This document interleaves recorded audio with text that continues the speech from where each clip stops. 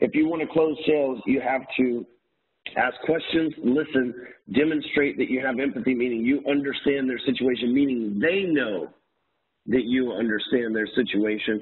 And when you make a suggestion, AKA a call to action or an attempt to close, then it's more like prescribing them a solution to their problem, which they're more apt to take to the pharmacy in this example, versus trying to sell them something. Welcome to the Shweiki Media Expert Webinar Series, where we team up with leading marketing and publishing experts to provide you with tips and best practices to help you grow your business and stay on the cutting edge. Welcome to the show. Hello, everyone. I'm here today with Ryan Stewman, who is a 5-time best-selling author, sales trainer, and entrepreneur. He is also a regular contributor to Forbes, Entrepreneur, and many other major publications. And today we are going to talk about how to get everything you need to know out of an initial sales call to close more sales. Ryan, how are you doing today? I am awesome. I'm excited to be here and have a conversation with you and maybe give some good ideas to your audience out there. So thanks for having me on. Sounds perfect and I love your enthusiasm. That's always it always gets my juices flowing.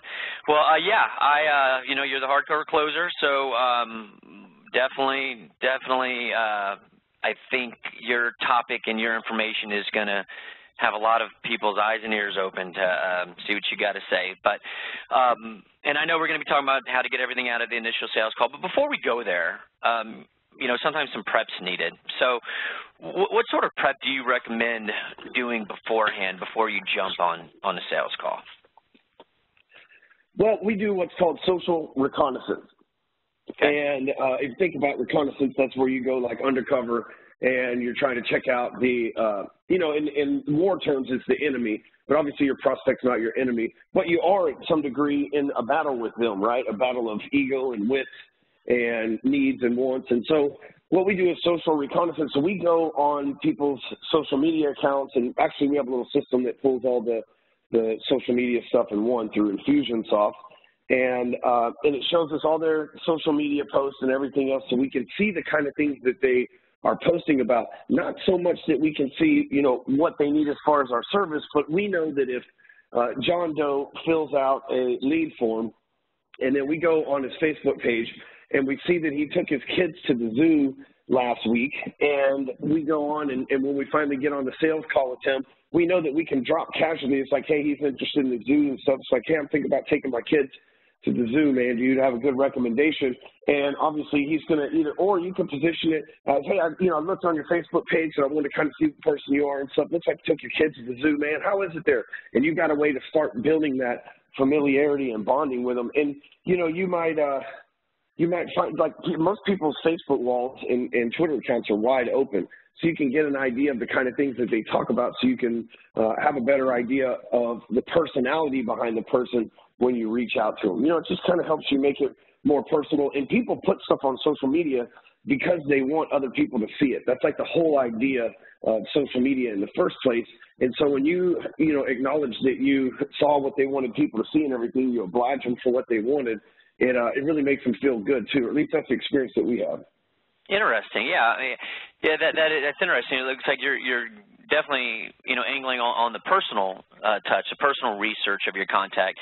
Is that the kind of research, you know, the initial research you deem vital, or in addition to that, I mean, you know, is it research on the company, research on any competitors or anything like that, or do you mainly, you know, going in, you know, lean heavier on the personal information?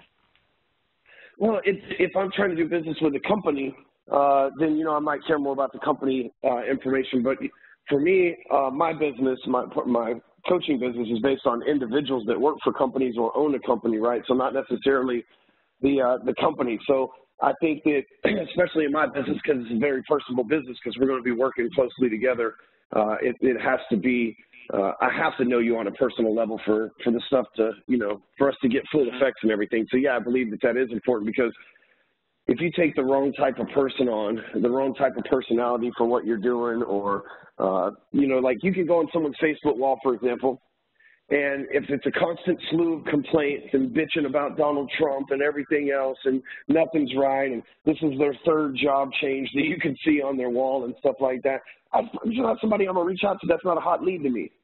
You know, that's not the type of person that we're looking for, someone that has a lot of excuses and quits and complains.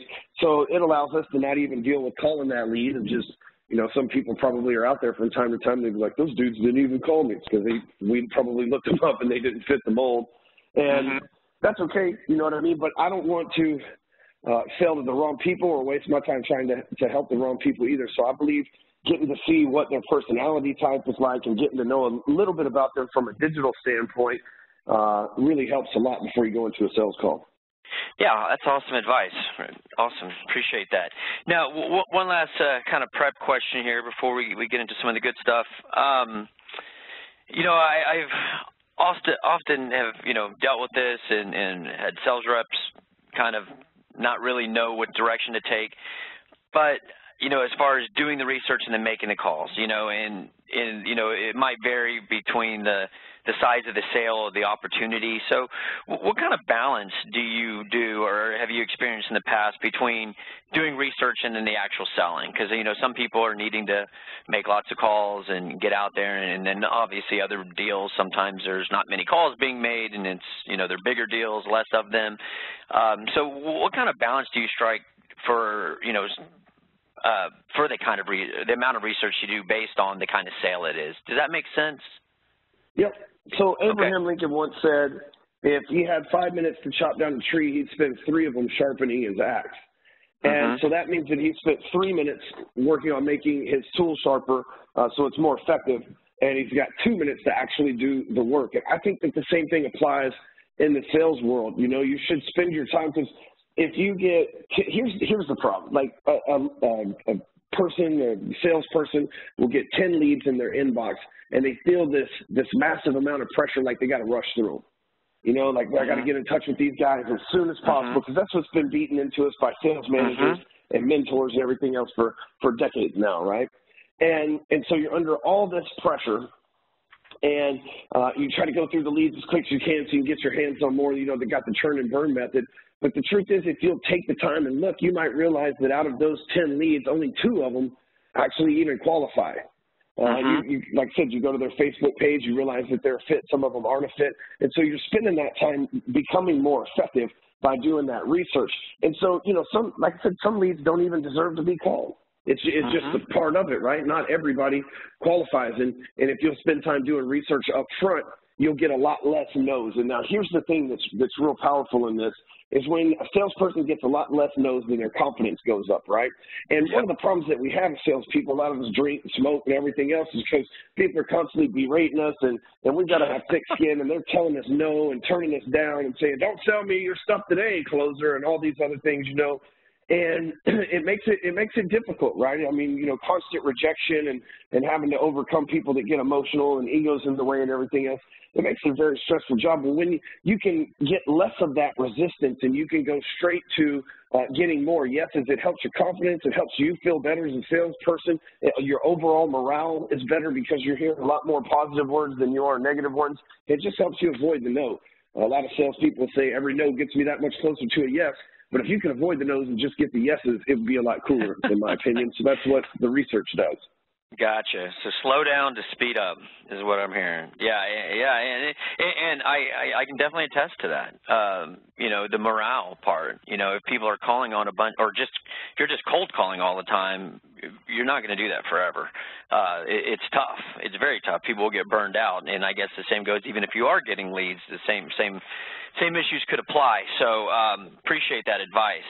So all right, well, let's get to the good stuff. You know, I'd love for you to share all your secrets with us, Ryan. You know, how do you go about getting everything you need to know out of this initial sales call?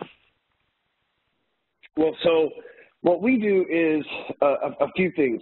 So we have different softwares that tie into our Infusionsoft account. I don't know what they're called because it's not like my department. I have to see how it works. But the way that we do things is when someone comes in and they become a lead, and we become a lead, then we have an email system that follows up and tries to get them to commit a little bit deeper.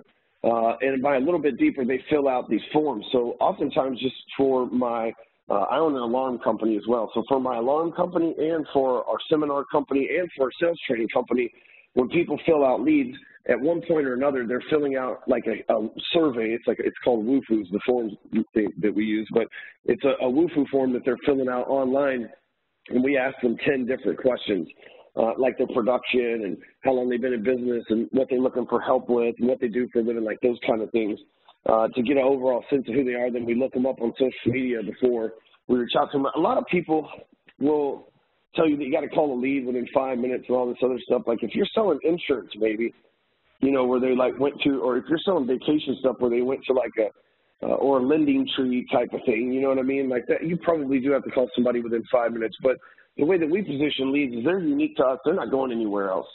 And so what we do is we schedule them in. So we get all this information, and it may be 4 or 5 days before my salespeople, before they're even able to get on their calendar. We use, you know, automatic schedulers, kind of like what we use to get on the show here. And they'll schedule, my sales guys will schedule their entire weeks out in little 20-minute segments where they're calling these folks. So someone may become a lead, fill out that form, and it may be 3 days before we talk to them. Well, about 10 minutes before my guys get on the phone with them, they start looking them up on Facebook, LinkedIn, and Twitter to kind of see how fast the conversation should go and what program they most likely belong in and all that good stuff. So I think that these days people don't really pay attention to each other. Like when you go to shake somebody's hand, they forget your name immediately. And I'm really good at remembering people's names, so I like to screw with people. I'll say their name to them a few times throughout the night, and I can just see that look on their face like, damn it, I don't know this guy's name, but he knows mine. Trouble! So, that's me. That's me looking at you with that fear in my eyes. Man, that's the number one way to be influensive is like just remember people's names, because these days nobody does it. And so anyway, so with the scheduler, getting them on the scheduler, it just makes it a lot easier. We look them up because these days nobody pays attention to anybody. Like I said, they forget their name and everything else. So if you, as a salesperson or business owner or whatever it is that you do, if you can show up and show them that you've been paying attention to them and that you know their name, you know about their business, you look them up on social, like if you want people to be interested in what you have to be interested in them. And that's the best way to show it. You know, it's like if you're selling B2B stuff, for example, and you want to meet with the HR director and you go to his Facebook page and you realize the HR director plays golf 3 times a week or tennis or something like that, then it would be a lot easier for you to send an email. It's like 2 free tickets to play golf, right? Or 2 greens passes, I guess you would say. And they're going to open that email line, and because you did a little bit of research, you're going to chance to get 4 hours in front of them on the golf course as opposed to 5 minutes on the phone. So just the fact that you're paying attention to people goes a really long ways. And people appreciate it, you know. Before we got on here, I looked you up. You know, I realized we're both Texans. It says online that you're down in Austin. And I realized that we're both Texans and stuff like that. That's the same habit goes within me every time that, you know, I have to make an interaction with somebody. We're looking them up online. It's like, the police do it. Why shouldn't we? Yeah. So what are some examples of, you know, I love what you're saying. I hear what you're saying. You know, but that's initial. But, you know, once we're in the call, once we get them on the phone, you know, what are, you know, some of the skill sets or maybe even some good examples of some initial questions you ask to get into the flow? And you know, once you're in the meeting, like how do you pull out all the information that you need on that call so that you can, you know, best serve them, best, you know, get a proposal ready for them, you know, just the whole kit and caboodle there? Well, there's a couple steps that I like to do in calls. First of all, like to be a good salesperson, you really don't have to talk very much. One of my salespeople was on the phone yesterday just listening in the background with me doing a sales call, and he's a newer guy, so he was kind of listening to how I did it. And I got off the phone. He said, I don't think you said 10 words until you actually pitched the guy. And I was on the phone with him for probably, 45 minutes or so.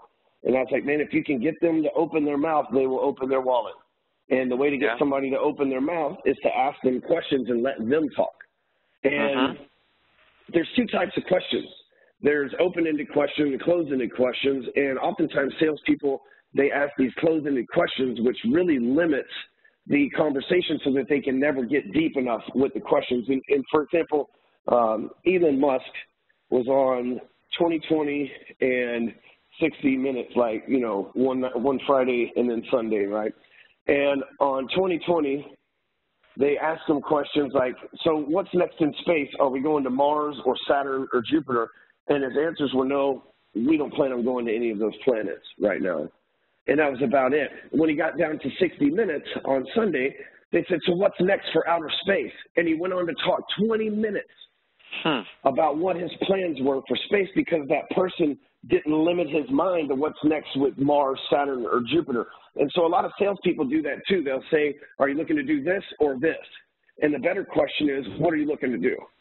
And that's how you get them talking, right? And so here's what else is really cool about asking questions to get people in there. It's like when you're actually paying attention to somebody, that they love it these days, right? Their kids don't listen to them. Their employees don't listen to them. Their wife or husband probably don't listen to them. We got so much noise. We're always staring at our phone, and there you are listening to them. It makes people feel special. It really does. Like, these old school techniques still work. They're still, like, these days they would be considered brain hacks, like going back to the Stone Age way of doing things, but paying attention like that works really well, you know, and listening to them. And then here's the thing. Once somebody knows that you're a good listener, you don't have to be a good salesperson, just be a good listener. And once somebody knows that you're a good listener, and you can show and demonstrate empathy with them, empathy meaning that you understand their situation. Well, if they know that you've listened to them and they feel like you understand their situation, when you provide them with the solution, which is whatever it is that you're selling, they feel more enabled to take it, and they feel more enabled, like, that your suggestion is actually going to get them the results that they want. And a good example of that is like doctors. Doctors are the coldest closers on the planet. They're like, well, if you don't do this, you could die. Right? You're like, sure, I'm going to buy this now. I don't want to die. But that's what they do, is they go in, they ask you a bunch of questions, right? You tell them how you feel, and then they say, okay, so you have these symptoms, feel it sounds like this, and you say, okay, this person understands me because they listen to me, I'll take their prescription. And doctors have the best sales, like, they're the coldest closers on the planet. If you'll pay attention to their processes and stuff, just like the one I just mentioned, and bringing it into your sales situation, it works, just like diagnosing and prescribing. And so the way to get to those questions, though, what I do is when I get on the phone with somebody, first thing I say, you know, hey, Dave, you know, I see that you're from Austin, Texas. I got 3 or 4 clients down there right now that are in the real estate game that are killing it. And they've been with me for about 6 months. I think our top guy did $5 million in production last month. So you're in a hot market. And it sounds like small talk. But what I'm doing is I'm already showing them that someone just like them in their geographical location is getting the results that they came to me and they wanted. Now, I'm not going to lie to them. If I don't have somebody doing that in their area, I might use their state, right? If I don't have somebody in their town, I might use their state or their county or the half of the United States. Oh, yeah, we got a lot of people in the western half of the United States over there, whatever I've got to use to be able to make that sound right. But I'm showing them up front. And what I'm doing is I'm removing that objection on the back end. They can't say, well, my market, I'm not sure about my market, or will it work here, or is there anybody in my market? You handle that in the first 30 seconds of the conversation. And then from there, I like to ask them, you know, why we're on the phone together. It's like, hey, what made you decide to reach out? And I think that's the most powerful question in sales, is what made you decide to reach out, because it implies that a decision with you involved was made, and that's one of the hardest things to get a human being to do. So if you can have that, like, that small talk pattern where you show them social proof and then follow it up, getting them to admit that they made a decision with you involved, you're well on your way to getting in their wallet, just being honest here, because we're programmed. You know what I mean? Like Robert Cialdini writes in the book Influence about the click-word method, like about these little polecats and turkeys, which would normally be enemies, but they would make the turkeys cheat like the polecat, and the mother polecat would never eat the turkeys. And so it's the same thing. We're programmed with these little brain hacks like that, and when you can tap into them, and they don't have to be complicated. You know, our lizard brains, or whatever they want to call them, are not very complicated at all. Yeah. And when you get into that, yes, yeah. And when you get into tapping into that mind with really simple stuff, it becomes powerful. And, you know, little things like asking them to make a decision, changing up to how you have open-ended questions. And after that point, you should have 6 or 7, like, go-to questions that you know get the conversation started. we know that when someone fills out like a real estate lead form, we ask them for the time frame that they're moving, the neighborhoods that they like, the price range of the home, if they have a real estate agent, they've been pre-approved by a bank, do they need to sell the house that they live in now? Those questions will start us down the path to get us wherever we need to go to get a sale from there. But we have those go-to questions every single time. So any salesperson or business owner that has a sales force, you need to have 6 or 7 go-to questions that they ask that will lead to the conversation that you're wanting to have about selling your product with them. Mm-hmm. So what I'm hearing is, right when you get on the phone, make a statement that, shows that, what assuming that you believe this, of course, you don't want a wrong fit, whatever you're selling, you don't want to bring in the wrong fit, but assuming, it looks like it's potentially a good fit, kind of make a qualifying statement that, hey, we're helping a lot of XYZ companies just like you, excited to talk to you, what made you reach out? That kind of has shown to get you in the flow there, and then obviously you have the questions for any particular business may have, but that's a lot of the challenge is just getting that ball rolling, right? And then once it's rolling, most salespeople or most people in general can get in the flow of a conversation, but it's just that beginning part is kind of where the challenge is. So am I hearing that right? That's kind of what your formula is, that really gets the conversations rolling? Yeah, it's predictable. Every time I pick up the phone, it's like autopilot. Where you live? Oh, you're in Austin. Boom, I got people there. What made you decide to reach out? It's predictable because I'm going to do it every single time, and I know where that's going to go. Just like, again, when you walk into the doctor, every single time they draw your blood pressure, they check your heart with a little stethoscope, right? They look in your mouth, your ears. It's like always the same routine every time that you go in there, no matter what doctor you go to. It's the same thing with me every time. It's just natural routine, just like checking blood pressure for me to say, where are you from? Oh, awesome. We got people there. What made you decide to reach out? And from there, it just, like I said, the conversation starts. Gotcha. That's awesome. Yeah, I can definitely picture that happening. So what's your opinion on answering questions as they start happening? Do you give lots of details? Do you get some details? Or are you more deliberate with kind of a yes-no reply with maybe one piece of supporting evidence? What's your experience? What's your take on that? Do you mean like what I'm asking the prospects or no, when you're answering questions? Oh, when they're coming back with you with questions, I've heard, advice on this, both ways, I guess. Some people are, be deliberate, answer the question. Don't go into some long-winded deal. Or maybe, some people think that you should give more details. Like, what's your take on that? Well, most people are short on attention. And so most people are short on attention is one thing, right? So you want to keep it as simple and easy to understand as possible. I write. One of my biggest, I've written 5 books. I got 734 blog posts. I write for Forbes and Entrepreneur and Huffington Post and a bunch of other places. And one of the things I learned when I first started writing was that you want to write on a 7th grade level, max. And the reason why is because anybody can read on a 7th grade level and understand stuff. But what happens is when we're in school, you are taught to use a bunch of big fancy words, and the teacher's like, ooh, you're so smart, you're good job. So you think when you go to talk to normal people that you got to use these big fancy words to appear smart and to appear an expert and stuff like that, and all those big fancy words and technical details and stuff like that, all they do is confuse the prospect. I'll give you a good example.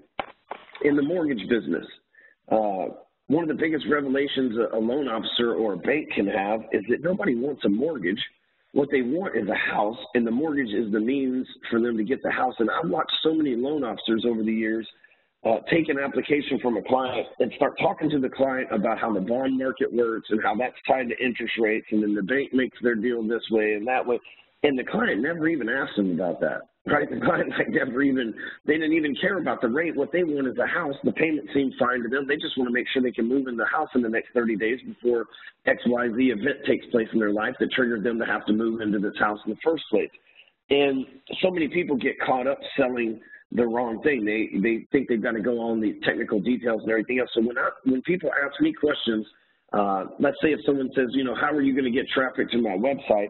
I'm not going to say, you know, well, first what we're going to do is we're going to, you know, drop this ad with a 16 bullet point deal, and then we're going to put a picture that's attractive, and then we're going to put it on Facebook. We're going to draw a 1.1 million, you know, audience. Like, I'm not going to give them all these details with repixeling and all this other stuff. What I'm going to say is, look, we're going to put your image in front of as many people as possible. It's going to be millions of people that are going to see this. Out of those millions of people, there's going to be a percentage of them that are going to take us up on that offer, and that's where you're going to make money from. So the more people and the higher percentage, the more money you make. Less details. And I just keep it simple. Yeah, no need for the details, man, because most people don't understand that stuff anyway, and then you're just confusing them, giving them more stuff to think about, right? When people say, well, I need to think about this, that's because you just dropped a bunch of mind bombs on them, right? They shouldn't have to think by the time the call to action comes. Yeah, I have gotten the exact same advice from a guy named Andrew Davis, really prolific speaker and just all-around business guy.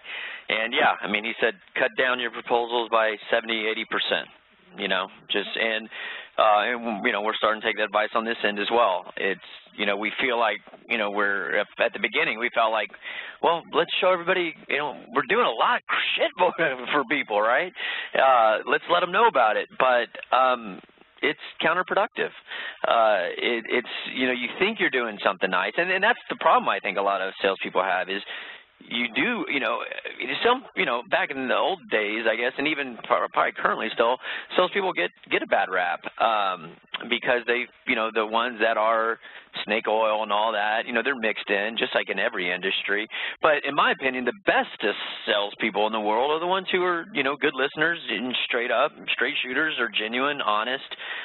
So most salespeople, I think, are like that. I think most people are like that, but most salespeople are like that as well. So you want to like show everybody, like, I'm doing a lot for you, right? I want you to know, but it's, you know, you got to reframe from that and you know, go big picture. And if somebody wants to dig into details, well, then you can go there, but don't start there. So that aligns with what I've heard some other experts talk in the past. Now, I do have one other question in regards to this, though, as far as answering questions. What about when people ask for price? Do you just give it to them right then and there, or do you follow up with it? You know, and I know that won't apply to every, you know, this can't be a blanket answer because sometimes there does need to be details that go looked at and priced out and everything. But let's say you could give them the price right then and there. Do you do that? I feel like there's two ways to deal with that, honestly. It's like, one way is, like for my prices, they're pretty public. So usually for our Break Free Academy or for our Hardcore Closer business, people already know what the prices are on it. And we don't even have opt-in for our programs. It's just a sales page. The price is right there. So, you know, once you scroll down through the sales copy, so there's no opt-in or anything like that. So we're pretty open with our prices. However, and if you look at the biggest ticket items like cars, houses, they're all pretty clear with their prices. You know, houses are listed on the MLS for a certain amount of money. Cars have a sticker price, which obviously most people don't pay, but it's still there as a general guide to what that price is. So the consumer wants to know price up front. And if they ask me, it's like, hey, well, how much does it cost to come to the event? I'll say, hey, it's $5,000. You know, here's what happens. You leave with the website. Most websites cost $10,000 or so, so you're actually getting 50% off, and you leave, and you learn how the damn thing works. And so immediately I'm just like reaffirming the value being there. And so I like to use what we call the appraisal method.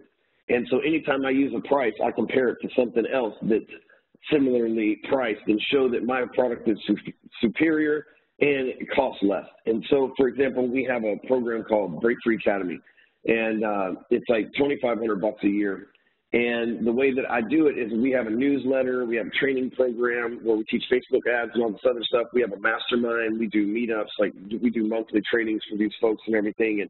And so what I do is I show everybody the price of, you know, this person's mastermind might be $10,000 a year, right? And then we have a mastermind as well that's included in this. Then I say, you know, Frank Kern, for example, is a friend of mine. Frank Kern's newsletter is $4,900 a year.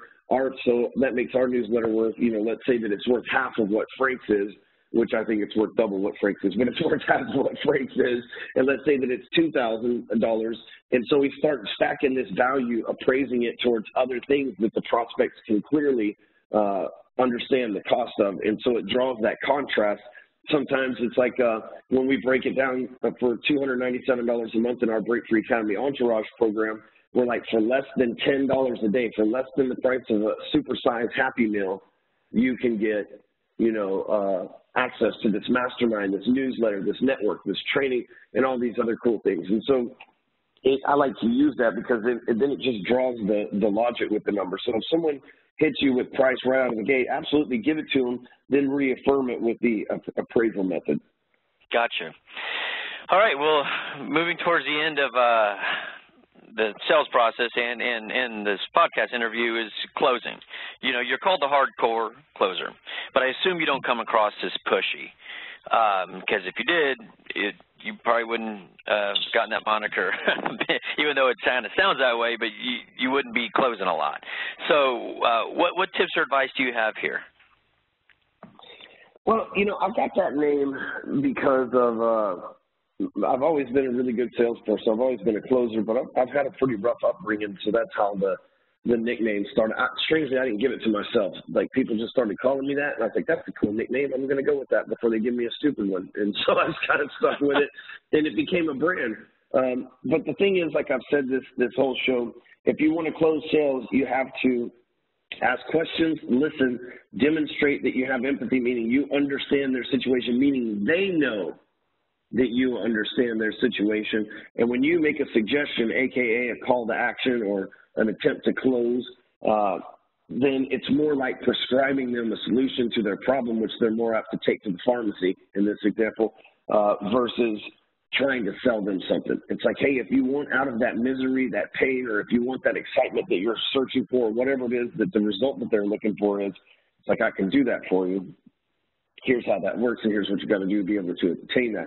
And it makes it different than, you know, trying to talk somebody into buying from you. You know, back in the day, we would always, like when I did mortgages and stuff like that, before social media, I did cold calling and all that, and they used to call me the professional mind changer, right? They're like, man, Ryan gets them on the phone, he'll change their mind. And that was what was necessary to do business back then, but that's because we weren't connected. The only people that we were able to get in touch with back then were the people that advertised in the newspaper, and there was probably another 100 people going to hit each one of those people just like I did, calling them as well. Now we're so interconnected just with Facebook alone and 2 billion people, you don't have to try to change people's minds. You try to pre-qualify them so that maybe if 10,000 people click on your website and only 500 of them end up becoming leads, they're probably going to be really good 500 leads if they jump through all the hoops, like what we have, them getting on our email list and then possibly buying something and filling out an application and setting up a schedule and then getting on the phone when the person calls them. That's a hell of a lot of hopes. Like, by the time that person gets on the phone with my salesperson, they're 99% there. Sometimes the sales guy calls them, and they say, dude, I've been trying to put my credit card in this thing. It doesn't work. That's why I scheduled time with you. Can you help me out? Usually it's a lot of times real simple stuff like that because we've done everything up front so that when we prescribe them, which is actually truly closing, but when we prescribe them with the product that will provide the solution that they're looking for, the results that they're looking for, then it just changes how the whole conversation. And these days, that's what you got to do, because you're right. If I was some pushy a-hole that was, you know, made everybody super uncomfortable and everything else, I wouldn't have 250,000 followers on Facebook and people buying from me, because nobody would want to come around because they'd be scared I was always trying to push them into making bad decisions they don't want to make. Mm-hmm. Yeah, so it sounds like it just naturally happens. You know, it's basically you present everything and it's like, all right, well, you know, what's the next step, right? And you don't really necessarily need to even say much. It just naturally happens, and that's also something I've experienced and learned and 100% endorse and agree with. So very cool. But now, what if the call isn't, you know, it's not like a one-call close, you know, it's not, you know, there's multiple calls that need to happen, multiple meetings that need to happen. So when this initial call comes to an end, you know, what are some of your advice or techniques to take that next step, you know, to set up the next step and keep the conversation rolling and moving forward? So yesterday on the sales call, I was pitching this guy a $30,000 product. And when we got to the end, he goes, man, I really like this. and I need to cancel because he was already paying $8,000 a month for another service. My service is $2,500 a month if you broke it down. And he's like, man, so you're already saving me money up front, and just by like canceling that other service and coming over with you guys. He said, but here's the deal, you are asking me for $30,000, and that's a lot of money, and I need to sleep on it because hell, I know that you're the hardcore closer, so I got to make sure you didn't talk me out of anything, and I got to sleep on it for the night. But I just need some time to think about it. I said, that's awesome, man. Well, what if I called you back on Friday? Would that be enough time for you to, make a decision whether you're in or out? All you got to do is let me know. If I called you on Friday, would you be able to confirm that? And he's like, yeah, man, just give me a shot on Friday. So on Friday, I'll just follow up with the guy. I get the final decision from him. It's going to be a yes, right? He just wanted to make sure that he didn't burn bridges with the company that he's going to let go that was charging him $8,000 a month, and make sure his contract wasn't. I know all the details that the guy's looking through because I know it's tight because I sell to him all the time. So when I call him Friday, he'll be all on board. But the key is you have to make it to where, just like in this situation, I made it to where it's totally comfortable for him to think. I didn't try to pressure him into doing a one-call close because I know the money's made in follow-up because most people won't follow up. But all I got to do is just be a little bit better than the next guy and following up, and I get a long ways ahead. Okay, so you just set to suggest the next step, suggest the next call, or whatever it might be. Just don't push, but do make sure if he says that, don't just say, okay, sounds great, I look forward to hearing from you. Right? Go ahead exactly. and set something up next. Okay, very cool. Now, one last question before next contact. That's push the for close, the next right? step. If they're not ready to make the decision, if they're not ready to make the decision, you don't have to push them to make the decision right then, but you need to find out how long they need to make that decision, and then you need to set a time for you to call and get the final decision from them. You shouldn't have that second call, and you can set that expectation, and they'll be like, okay, I just need 3 days to think about it. I'll give you a for sure answer on Friday. That's a done deal, absolutely perfect.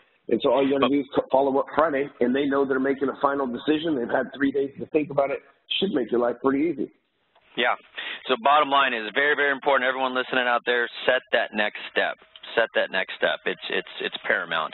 And what about any creative ideas you can share for touches you do maybe right after the call? Like, do you send a funny little gift? Do you send a video message? Do you send an audio recording, or do you just send an email? Is there anything that you've done that you've seen success that kind of helps you stand out without, fine line between being annoying and awesome, right? So have you done anything in that regards after your call to kind of, continue to build that rapport through some sort of creative follow-up, just a thank you follow-up or whatnot? Anything you can share there? Yeah, so as far as the schedulers that we use, as soon as the time of the schedule is over, so say that we're on the schedule for 10 o'clock to 11 o'clock, and so that's our schedule. So at about 11:15, there'll be an email that goes out to that person that's on that schedule, letting them know, hey, thanks for the call, blah, blah, blah, which kind of sucks. Sometimes you miss the call or they don't answer, and they're like, we weren't on the call. But it's something that automatically goes out, and it works, 100% of the time, 64% of the time. And so anyway, the other thing that I do, though, is I try to find out if they're not ready to make a decision yet. I try to find out what it is that they're looking for more of. And since I've got so many blog posts and books and everything else, I'll say, well, cool, well, when we hang up the phone, I'm going to give you 2 or 3 blog posts that'll help you get started, help you push towards that decision for when you're ready. So I kind of give them some more material. Just like if you were to go meet a financial advisor or go to a multi-level marketing event or whatever, the people that don't make the decision right there on the spot, they leave with the prospectus, they leave with the marketing material. I like to do the same thing. It's like, hey, if you're not ready yet, let me drop you some links to my website, show you some of the cool stuff that we're doing. Okay, very cool. All right, well, awesome. Any parting thoughts before we have to let you go? Nope, I feel like I talk more on this podcast than I ever have other than my own before. So hopefully I gave somebody some light bulbs went off out there, because I gave a lot of really good information that and the problem is smart people listen to podcasts. And with smart people, we tend to think that we know better, right? Like, oh, well, we know better. But we got to remember the general public is not as smart as we are. And I don't mean that the general public is dumb, but I mean, for example, with this show, you guys are really good at marketing. The general public doesn't know a whole lot about marketing. So you're smarter than it. And like we were talking about trying to demonstrate earlier that you're smart. The thing with sales is just stay dumb, right? You don't have to, like a lot of people when they listen to me talk, they say, well, that's too simple to work. It's not. The simple stuff's what works. Like you said, the crocodile brain, that lizard brain, whatever you want to call it, the simple stuff's what goes into and gets people to go into agreement. That's why NLP is so powerful. So the parting words for me would be, don't knock the simplicity of what I shared with you today. It's some powerful stuff I just put in your hands. Understood. All right, how can people continue to learn from you? Best place, I'll give you two places to reach me. First, we go to hardcorecloser.com. You would love that site. Like I said, I've written over 700 blog posts on there, another 400 or 500 pages and stuff that we've created. There's tons of videos, book reviews, podcasts, like you name it. It's on there in regards to sales, marketing, Facebook ads, all that kind of stuff. So go to hardcorecloser.com. You can get a free paperback copy of my best-selling book, Elevator to the Top. If you go to elevatortothetop.com, it's also at hardcorecloser.com. If you go there first, you'll see the book offer as well. But you can get a free paperback copy of that book at elevatortothetop.com, and that'll walk you through our funnel and all the upsells and the extra programs we sell on the back. So, A, you can buy the stuff, but B, you can also see how our funnel and stuff works. Gotcha. Awesome. Well, hey, really appreciate it, Ryan. Lots of great stuff here. Definitely some take-homes that people can start applying right away, which is what I always love to provide everybody, and really appreciate your time and looking forward to speaking with you again down the road. Thanks for having me on, Dave. I really appreciate it. Yeah, thank you.